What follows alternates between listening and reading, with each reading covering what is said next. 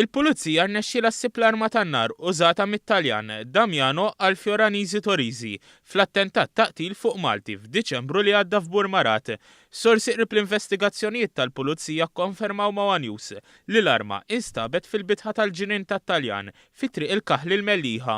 It-Taljan jinsab mixli l-ispara u darab gravi lir-raġel Malti ta' 43 sena mir-Raħa Ġdid rib ħanut tal-ikel f'żona industrijali f'Burmarat. U mifhum li t-Taljan spara fid-direzzjoni tal-Malti wara li mar biex iferraq ġlida bejn grupp ta' 4 barranin. Sorsi qrib l-investigazzjonijiet qalu li t-Taljan rema l-arma tan-nar ftit qabel ma prova jaħrab minn Malta wara kważi xahar jaħrab lill-pulizija. One News jinsab informat ukoll li kienu l-ġirien tat-Taljan li sabu l-arma fil-bitħa li tmiss eżatt mal-garaxx li kien qed jgħix fih it-Taljan. Fil-fatt kienu huma li rrikorrew għand il-pulizija bl-arma tan-nar wara li baqgħu maġbin meta sabu l-arma tan-nar mormija fil-proprjetà tagħhom.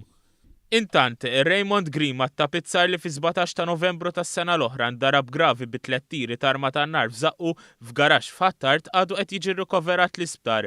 Sorsi qrib l-investigazzjonijiet tal-pulizija kkonfermaw li Grima għadu ma lissinx kelma waħda dwar l-attentat ta' qtil u qtil innoċenti ta' Lino Grima.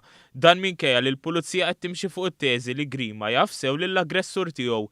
Huwa għadu qed jiġi massess mill-pulizija 24 siegħa kuljum fl-isptar Mater Dei.